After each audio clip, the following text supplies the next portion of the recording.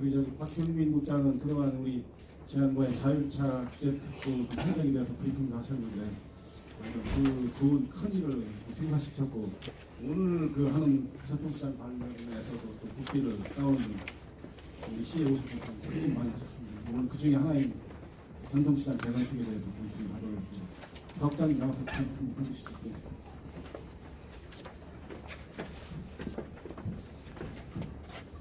안녕하세요. 정계산 국장입니다. 계획에 대해 말씀드리겠습니다.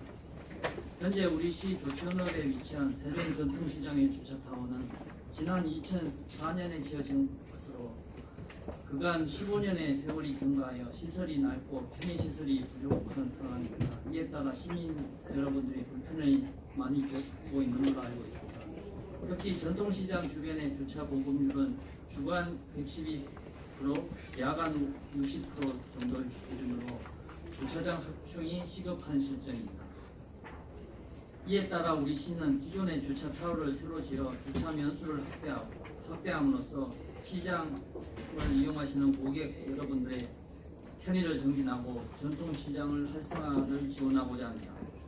우리 시는 세종 전통시장 주차 타워 재건축을 위하여 노력하였고 올해 상반기에 중소벤처기업부의 2019년도 주차 환경 개선 사업의 공모에 선정되어 총 36억 원의 국비를 확보하게 되었습니다. 기존의 주차 타워 건물이 낡고 비좁아 증축을 하기보다는 기존의 주차 타워를 철거하고 새로 짓는 것이 주차 면수 확대에 유리하고 또한 편의시설 설치도 쉽게 할 수 있다는 판단을 내렸습니다.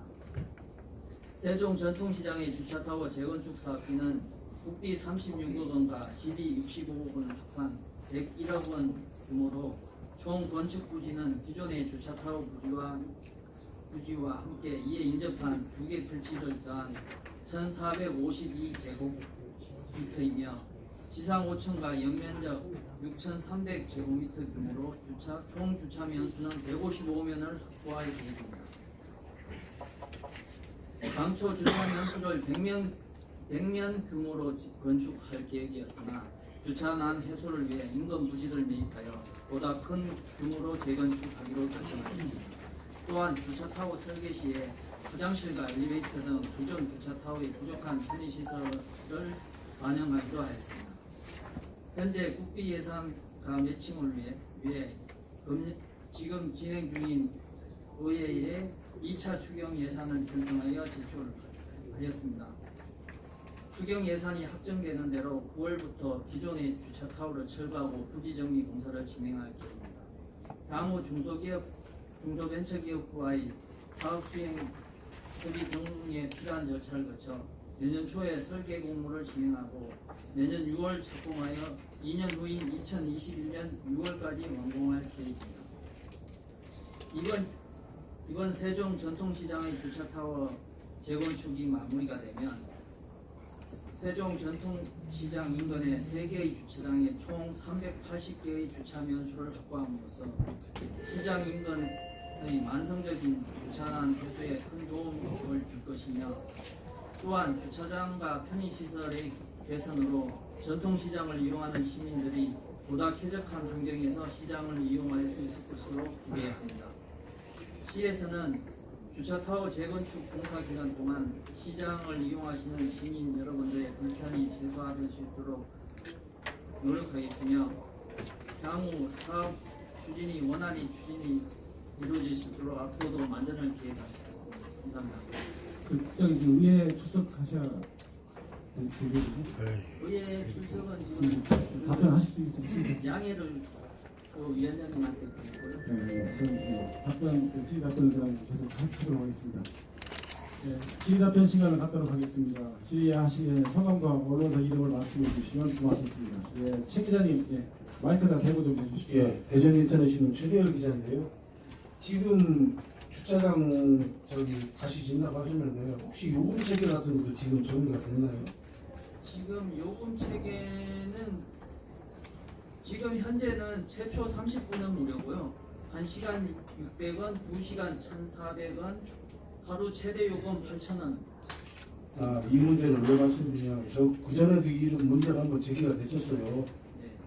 지금 인근 지역 보면은 전통시장 이용하는 이용객들한테 30분이라는 시간 제한을 안 두고 있어요. 물건을 구매하면은 시장에서 구매하면 확인 도장을 갖고 오면은 주차는 무료로 진행되고 있는데 지금 30분 무료 진행은 주차 타워에서 내려서 파킹하고 시장까지 걸어 들어가고 나오기에 급급해요. 전통시장 활성화에는 조금 못 미친다고 생각하는데 국장님은 어떤 생각을 갖고 계신지 한번 말씀해 주세요.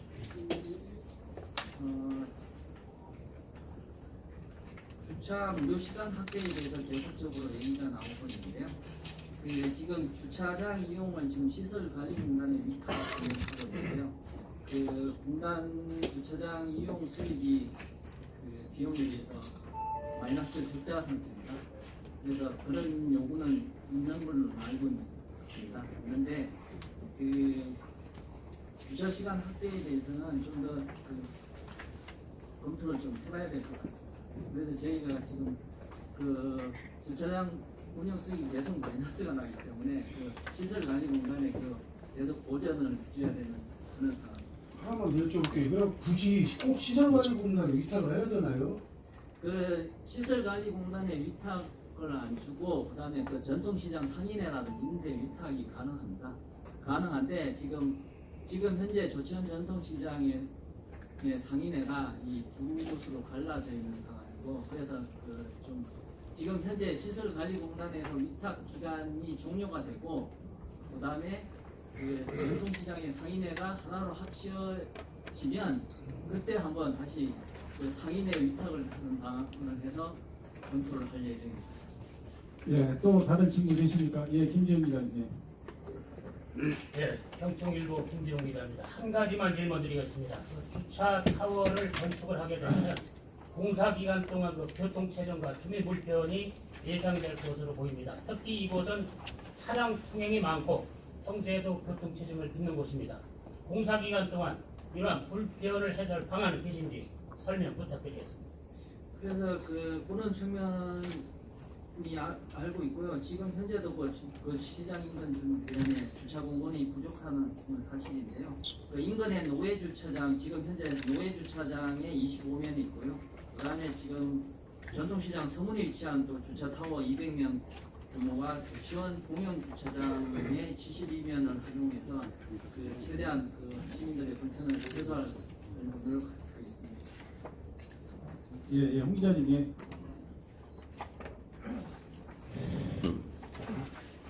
네, 아시안 뉴스통신 홍근진인데요. 우선 국비가 36억 들어가고 시비가 65억 들어가는데 이거에 대한 타당성 검토는 충분히 하셨겠지만 제가 사실은 한 달 전에 이 제보를 받고 다녀온 적이 있어요. 가서 이걸 왜 재건축을 하는가 담당자하고도 통화를 했고 확인을 했더니 주차장 올라가는 여기 좀 철골로 되어 있는데 바닥이 좀 갈라졌더라고요. 그게 가장 주요인이라고 하는데 그래서 제가 여쭤보겠습니다. 이 타당성 검토를 할 때 제일 중요하게 생각했던 게 물론 좀 전에 설명하신 대로 여러 가지 복합적으로 검토를 하셨을 것 같은데 그 부분만 추리를 해서 쓸 수도 있다라고 생각이 되는 면도 있어요. 근데 이렇게 많은 돈을 들여서 물론 매칭 사업이고 국비를 따왔다는 면에서는 고무적이지만 시비가 2배 이상 들어가는 2배 정도 들어가는 이런 사업을 굳이 다시 해야 되는지 그거하고 관련해서 조금 전에 그 노예 주차장 옆에 25면인가 26면이 있다고 하셨는데 거기에 포함이 되는 겁니까? 거기는 지금 포함이 안 돼요. 네, 구체적인 설계가 안 나와서 저도 다시 여쭤보는데 포함이 안 된다 그러면 거의 같은 규모로 100평 정도 더 매입을 해서 주차장을 건설하시겠다는 건데 이렇게 100억에 가까운 돈을 들여서 이게 타당성이 맞는 건지 다시 한번 여쭤보고 싶고요. 그 다음에 좀 전에 말씀하셨지만 지금 제가 제보를 받은 이유가 상인회가 둘로 갈라져 있는데 한쪽에서 추진을 하고 있다 이거예요. 그럼 다른 쪽에서는 반대를 하고 있다는 얘기입니다. 결국은 그런 시장 상인들의 의견을 수렴을 하셨는지 또 조금 전에 질문을 하셨지만 벌써 이미 폐쇄를 한 지가 한 달이 넘었어요. 한 달 전부터 폐쇄를 했는데 그 이제 와서 공표를 하시고 그동안 시장 상인들과 주민들의 불편이 어마어마하게 많았습니다. 이런 행정을 하셔도 되는 건지 좀 따져 묻겠습니다. 앞으로 2년 가까이를 이런 상태로 지내야 되는데 기존 주차 타워를 리모델링하는 것보다는 신축하는 게 훨씬 더 비용 대비 효과적이라고 판단해서 이번에 국비 사업을 확보를 하는 지역에서 신축을 하게 됐고요. 그다음에 이제 그 타당성이라고 그러면 이제 시비를 좀 더 투자를 해서 인근 부지를 매입을 해서 이제 추가로 확보를 하는데요. 그 기존의 기존 면적의 주차 타워를 하는 거랑 50면이 정면이 되는데 50% 정면이 되는데 그 건축 비용은 그 주차 면수당 건축 비용은 전에 말씀하신 상인의 의견 수렴을 한 거에 대해서는 아마 제가 알기로는 그 전통시장이 상인회가 두 군데 갈라져 있는데 지금 가장 크고 대표적인 상인회에서는 아마 이 주차 그리고 그 주차장 지금 폐쇄와 신축에 따라서 2년간의 그 불편 최대한 그러니까 인근 주차장이라는 걸 통해서 불편을 최소화하도록 추가로 하나만 더 여쭤보고 수시로 보고 요즘은 막 하루에 한 번, 한두 번 정도 이렇게 공사 현장이 세종시는 공사 현장이 지금 어느 그 지역보다도 많은데 그걸 가동을 하다 안 하다 하시면 안 되지 않나요? 이제 그게 계속해서 그게 횟수가 한계가 있기 때문에 하루에 가동 시간이 좀 나왔으면 좋겠고요. 네. 또 일일 몇 톤, 몇 킬로가 나오는 데이터가 나왔으면 좋겠고요. 예, 그리고 그 한 달이면은 며칠 하면서 가동하면서 몇 톤이 나오는지 그것도 자료 좀 부탁드리고요. 또 한 가지는 지금 공사 현장에 미세먼지라고 하면 물론 뭐 대형차들이 입출입을 하면서 많이 흙먼지를 많이 묻어 나오고 하는 것도 있지만 자체적으로 콘크리트를 타설을 하면서 하고 난 뒤에 잘못해서 절단하는 방법들이 있어요. 그러면 그게 물을 같이 이렇게 희석을 해야 되는데도 불구하고 그냥 절단을 하고 있거든요. 그러면 뭐가 나오겠습니까? 미세먼지가 나오겠죠. 그거를 물론 공사자도 마스크를 쓰고 있지만 작업복이나 이 숨을 쉰다 해도 다 마시게 돼 있어요. 그런 거를 좀 철저하게 좀 교육을 시켰으면 좋겠습니다. 저희가 뭐 자세히 부탁드리고요. 예, 이런 우리 시의가 당부하는 그런 성격의 질문이었습니다. 예, 이 자리에 세종방송 이병기입니다. 공회전 제한 관련해서 질문드리겠습니다. 지금 이제 내년 1월부터 조례에서 지금 이제 단속까지 이제 하신다고 말씀하셨는데 이 대상과 허용이 되는 그러니까 공회전 허용이 되는 시간이라든지 그리고 이제 이 경우에 지금 9개소라고 하면 이제 지금 말씀하신 대로 버스터미널이 아니라 창호지급을 말씀하시는데 단독주택 단지 주변에 사실은 불법인데 그 대형 차량들이 이제 겨울 같은 경우에 공회전을 많이 하지 않습니까? 그런 차량도 대상이 되는지, 그러니까 개인 차량도 대상이 되는지 허용이 된다라면 공회전 시간이 얼마 정도 허용을 하는 걸로 돼 있는지 지금 이제 공회전은 그전에는 이제 9개소만 저희가 지정을 해서 이제 카메라라든지 허용을 했었는데 이제 공회전 차량 미세먼지에 좀 영향을 많이 미친다고 저희가 파악했습니다. 그래서 5분간 제한을 하다가 이번에 조례를 개정해서 2분으로 줄였습니다. 그리고 이제 연 지역을 제외한 전 지역이 다 대상이 되고 차량도 전 차량이 다 대상이 되고 그래서 이게 이제 영상 5도씨 미만 또는 25도씨 이상에는 5분을 주고 영하 영도나 또는 30도 이상이 되는 공회전 그 제한을 안두었습니다. 그래서 특히 이제 중점 구역을 저희가 또 지정을 하려고 하고 있거든요. 학교 주변이라든지 뭐 버스터미널 이런 데는 즉시 단속입니다.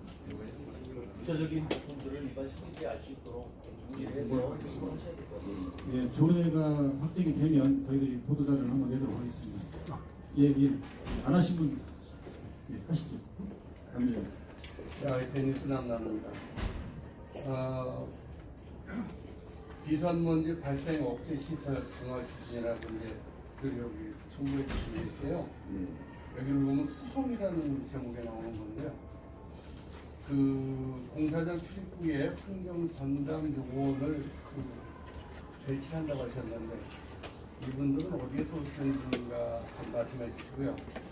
또 이제 무엇보다도 이제 그 자동차에 그 짐을 싣고 덤프차가 이동할 때 거기에 그 덮개를 놓는데 그 덮개에 어떤 일정한 규칙이 없는 것 같습니다. 그러다 보니까 그 적재한 물에다 그냥 얹어갖고 다니는 차들이 있는가 하면 그 뭐만 그 파손된 걸 그냥 형식적으로 덮는 경우가 많아요. 그러면 저희가 이제 운전하고 뒤를 따라가다 보면 그 미세먼지를 알을 수가 없겠죠. 그래서 여기에 대한 어떠한 우리 시에서 법 같은 거나 조례를 가지고 단속이 어떻게 되는 것인지 그 기준이 혹시 있는지 그 말씀 좀 해주시죠. 이제 이 비산먼지 발생 억제 기준이 강화되면 환경 관리원이라고 표현은 이렇게 했지만 이제 사업장에서 관리하는 전문 인력을 돌아야 되는 것입니다. 그리고 이제 이동하는 그 차량들에 대한 덮개 그거는 사실 완전히 그 내용물이 안 보이게 극도로 꺾이는 돼 있습니다. 그리고 세부적인 구체적인 그 내용은 그때 잘 풀리도록 하고요. 저희가 뭐 단속을 그 신고가 들어와도 하고 뭐 고의물 저희가 단속을 하는데 사실 그 단속으로만 그 규제하기는 좀 한계가 있습니다. 이게 굉장히 이동하기가 길다면 모르는데 우리 관내를 벗어나면 또 소용없지 않습니까? 그죠? 그러니까 우리 관내에서라도 그걸 어떤 다른 배치를 키워가지고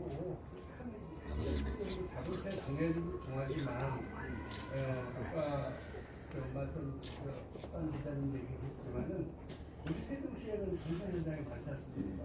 그렇기 때문에 이동하는 차량들이 많습니다. 그래서 거기에 대한 대안도 마련해야 될 것 같습니다. 다른 것도 좋지만 거기에 특히 그 상당히 한일로 미세먼지가 발생하는 원인 중에 하나로 보입니다. 거기에 좀 관리해 주실 것 같고요. 그 법 조항에 대한 게 있다면 좀 예, 다른 그럼 자료로 예, 또 다른 질문 계십니까? 예. 예, 내일보 김주환입니다. 같은 환경 문제 가지고 번외 질문을 하나 하겠습니다. 2015년도에 연서면에 있는 식품 가공업체를 금강위의 환경청 조사 3과에서 적발을 해서 세종시를 입안을 했습니다. 그 세종시에서 행정처분을 한 그 회사에 요즘에 제보가 들어와서 제가 한 말씀 여쭤보겠습니다. 2015년도 이후에 4년간 그 회사를 모니터링을 한 번도 안 하신 것 같아요. 그 내부자가 이제 그 제보를 한 건데, 실질적으로 이제 그 수질 문제인데, 얼마 전에 그 업체에서 그 업체가 원래 그 식품 업체로 이렇게 건물을 지은 것이 아니고 옛날에 그 전자 무슨 조립업체 그 업체를 인수를 받아갖고 이제 거기에다 식품 가공 업체를 만든 것 같아요. 그래서 수질 배관 문제라든가 이런 것들이 굉장히 그 뭐랄까요, 규정에 안 맞는 그러한 실태 같아요. 그래서 지금도 1차 뭐랄까 집수를 해서 위쪽으로다가 펌핑을 해서 거기에서 이제 정화를 해서 이제 내려보내는 그런 그 상황인데, 거기서 1차 그 집수하는 부분에서 그 오버히트를 한 거죠, 말하자면. 넘쳐나가고 그 일대가 아주 뭐 난리가 났었다. 그런데도 시에서도 어디에서도 한 군데 나온 적이 없다. 이제 이렇게 얘기를 하는데 그 업체 이름은 제가 일단은 어떻게 됐든가 뭐 되지 않겠습니다. 개인적으로 내가 말씀을 드리겠고, 근데 그렇게 해서 행정처분을 하고 나서 계속 모니터링을 안 하시는가요? 계속 하죠 저희가. 근데 어떤 식으로 그 모니터링을 하십니까? 그래서 이 내용은 제가 뭐 구체적으로 지금 그 파악이 안 돼 있어서 답변드리는 아 이거는 취재를 하고 지금 저희가 주제 관계는 파악을 해서 별도로 설명을 김 드리고 기자님, 그 사안은 우리 뭐 개별적인 사안이라 모를 수도 있으니까 우리 담당 그 과장님께서 나중에 한번 말씀해 주세요. 그걸 확인할 수 있을 테니까. 예, 알겠습니다. 그 저기 뭐야 일단 행정처분 이후에 지속적으로 모니터링을 해서 다시 그 재발되지 않는 그런 그 저기를 해주시기 감사하겠습니다. 예, 또 다른 질문 계십니까? 예, 이 기자님, 예. 죄송한데 하나만 좀 드리겠습니다. 그 여기 고농도 미세먼지 발생 시 마스크를 무상 배포한다고 내용이 나오는데 범위는 전 시민 대상을 말씀하시는 게 명확하게 좀 안 나와 있어서. 이제 사회 취약계층 위주로 하고 예. 이제 또 아니, 취약계층은 아까 별도로 뭐 한다라고 위에 그 언급이 돼 있고 아니, 거기 다 포함된 거죠. 다 포함된 이게 다 취약계층만 대상하는 거예요. 6,500명. 거기에다가 이제 버스 이용하는 일반인들 이런 분들 버스에 비치해서 또 제공을 하고 그래서 각 가정마다 다 돌릴 수는 없으니까 공중장소 이런 데는 비치를 하는 버스는 일단 기본적으로 괜찮습니다. 마지막 하나만 더 여쭤볼게요. 도시수 확대 43.8헥타르 목표가 되게 이제 막연하게 나오는데 그 현재 좀 그러면 그 도시수 시민 1인당 면적이 어느 정도 되고 43.8헥타르를 확대한 부분들이 어떤 적정 목표가 있는 것인지 지금 현재 시민 1인당 면적이 이 정도 되는데 2020년에는 이 정도로 좀 늘리려고 하는 목표가 있어서 이런 것들이 확대 어떤 양이 제시가 된 것인지 그거에 대해서 좀 드리겠습니다. 그거는 이제 우리 그 설림 그 계획에 따라서 추진하는 건데 사실 이제 그게 결국은 미세먼지 대책의 일환으로 추진하는 거거든요. 그런 게 다. 그래서 우리 설림 계획에 따라서 추진하고 있는 거고. 1인당 면적이 이렇게 그까지는 제가 참 파악을 못했고 만약에 필요하다 그러면 제가 자료로 제공을 해드리겠습니다. 예. 황 기자님. 세종TV 마이크 좀 들고 해주세요. 세종TV 황길필입니다. 미세먼지 저감 대책의 실질적 효과를 위해 서울시 등을 펼치고 있는데 노후화된 경유 차량의 도심 진입 억제책 등을 도입할 의향은 없는가 묻고 싶습니다. 그거는 아까 말씀드렸다시피 지금 차량 5등급 차량 제한하는 CCTV를 설치해서 단속을 하려고 하고 있거든요. 그래서 이제 이번 임시회 추경이 통과되면 바로 저희가 설치를 할 겁니다. 그래서 늦어도 내년 초부터는 단속을 할 계획이 있습니다. 예, 시 기자님. 예. 오늘 질문을 많이 드려서 죄송합니다. 지금 시민수하고 노후경유차 조기 폐차 지원 사업은 마이크 좀 켜고 해주세요. 나와. 세종시만의 사업은 아니잖아요. 그죠? 국가 보조를 받아서 하는 지원 사업이죠. 그렇다면 세종시 대책은 아닌 걸로 보고요. 지금 좀 죄송한 말씀을 먼저 드릴게요. 지금 대책이 계속 이렇게 나오고 있는데 미세먼지 대책이 나오고 있는데 사실 실효성은 없다고 저희는 그렇게 생각하고 있어요. 왜냐하면 지금 환경을 담당하는 부서에서 실질적으로 미세먼지에 대해서 얼마만큼 단속을 했는지 얼마만큼 계도를 했는지 이 통계 자료가 있으시면 한번 따로 서면으로 제출해 주시고요. 저희가 생각하는 건 미흡하다고 봐요. 첫째, 저희가 그 전에 취재했을 때는 뭐 인력이 부족하다. 그죠? 단속 인력이 부족해서 엄두를 못 내고 있는 실정이 있었고요. 그렇다면은 집행부에 이거를 정식적으로 제기를 해보신 적이 있는지 하고, 또 아까 공회전 말씀하셨잖아요. 상차, 하차 때는 상관이 없어요. 작업 현장에 들어가서 상차를 하는 차들은 공회전을 할 수밖에 없어요. 겨울에 절대 시동 안 끕니다. 이런 거는 좀 필요성이 떨어진다고 생각하는데 과장님 어떻게 생각하세요? 참 이제 이걸 담당하는 부서 책임자로서 특별한 대책이 없어서 사실은 죄송하다는 말씀을 드리고, 이거는 뭐 비단 우리 시뿐만이 아니라 정부적으로 추진하는 그 대책도 또 미세먼지라는 게 뭐 이제 최근에 와서 막 불거져 갖고 이제 대책을 막 수립해 가는 과정이거든요. 그래서 조금 위협하시더라도 이런 사업들을 지속적으로 추진을 해가면 분명히 그 푸른 하늘을 볼 수 있을 거라 그렇게 생각하고 있습니다. 그리고 자료는 과장님 하나만 더 여쭤볼게요. 네. 지금 저희가 그 세륜기라고 하죠? 네. 현장 입구에 설치되어 있는 세륜기에 슬러지가 쌓여요. 그럼 슬러지는 제가 알기로는 폐기물 처리를 해야 되는데 그 관리조차도 안 되고 있다고 생각을 하거든요. 그렇게 하면 결국 현장에서는 그걸 폐기물 처리하고 비용을 들여서 폐기물 처리하는 게 아니고 주변에 그냥 쉽게 말하면 살포하고 버리고, 누가 일반인들이 볼 때는 흙이거든요. 그게 결국에 미세먼지 주범이 될 수도 있어요. 입자가 작기 때문에 바람만 불면 마르면 날아다녀요. 이런 걸 체계적으로 관리하는 어떤 기준도 마련이 돼야 된다고 봐요. 저희가 점검을 하고 있는데 사실 거기까지는 생각을 못 하고 있었습니다. 그래서 그런 그 만약에 나온다고 그러면 저희가 적극하게 조치하도록 하겠습니다. 예, 김 기자님. 예. 네, 매거진세조의 김경상 기자입니다. 저는 미세먼지와 연관돼서 그 라돈 얘기 좀 하고 싶습니다. 그 지금 세종은 문 열면 미세먼지, 문 닫으면 라돈가스 뭐 이런 그 걱정들을 많이 하는 얘기들이 많습니다. 근데 지금 지금은 사실 라돈의 시간인데 아까 뭐 미세먼지가 어렵다고 하셨는데 이건 아주 쉬운 거니까 그 국장님께서 좀 바로 시행할 수 있는 거라 생각을 하고서 질문을 드립니다.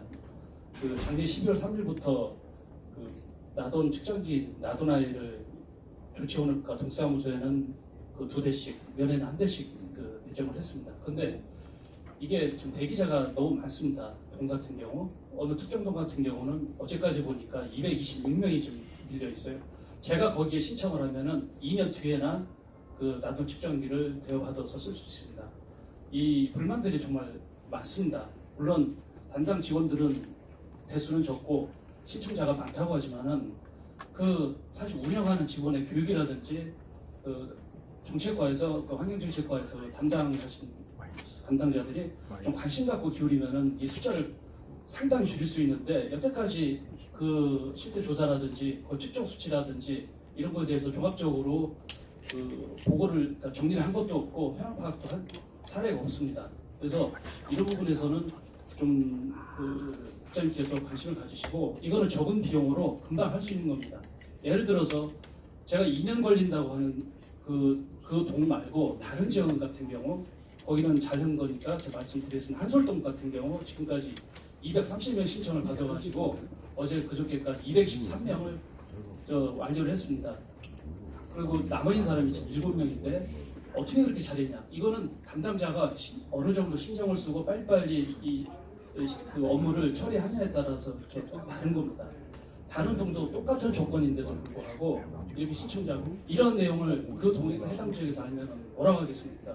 그리고 라돈에 대해서 굉장히 그 불만들이 많이 있는데 뭐 말씀을 좀 더 드리자면은 그 지난달에 4년 그 점검한 1092세대 그 아파트 같은 경우는 713세대가 라돈 나오는 석재 자재 교체해달라고 동의할 정도로 이렇게 그 지금 핫 이슈가 되고 있는 겁니다. 근데 지금 기존의 아파트들에서 그 라돈 측정하는 사실 그거 해놓으면 수치 보고 안심하고 좀 발 뻗고 잘 수가 있는 겁니다. 근데 찝찝한 상태에서 이렇게 오래 둔 것은 행정 서비스 기왕이면 물론 라돈이 환경부 업무지만은 기왕 행정 서비스 시작한 거 담당 물론 장비도 드리는 거 좋지만은 업무 좀 개선하셔서 빨리 대기자들을 그러니까 단기적으로 단기 대여를 해서 빨리 소화를 시킨다든지 아니면 그 배치를 좀 적절하게 다시 해서 대기자들을 좀 줄이는 방향이 필요하겠다 이런 생각하는데 그에 대해서 입장 그렇게 하겠습니다. 저희가 지금 뭐 그 아까 말씀하신 대로 읍동에는 2대씩, 면에는 1대씩 이렇게 되어 있습니다. 그래서 평균 저희가 대기인원을 따져보니까 한 48명씩 이렇게 비어 있더라고요. 그리고 대여 기간은 약 한 58일 정도 하고 있습니다. 이게 이제 금방 이게 바로 측정이 가능한 게 아니고 하루 정도 문을 닫아놓고 측정을 한 번 하고 또 한 번 하고 해야 되기 때문에 이게 대여 기간 2박 3일입니다. 그러니까 대수는 한정돼 있고 그래서 좀 늦어진 면이 있는 건 사실입니다. 그래서 내년에 저희가 19대를 추가하고 있습니다. 그래서 이제 각 운명별로 파악을 해서 밀려있는 법에서 기계를 안 쓰고 있다고 하는 지역에 활용할 수 있도록 네, 또 다른 질문 계십니까? 없습니다. 안 계시면 이것으로 브리핑 끝내도록 하겠습니다. 고맙습니다.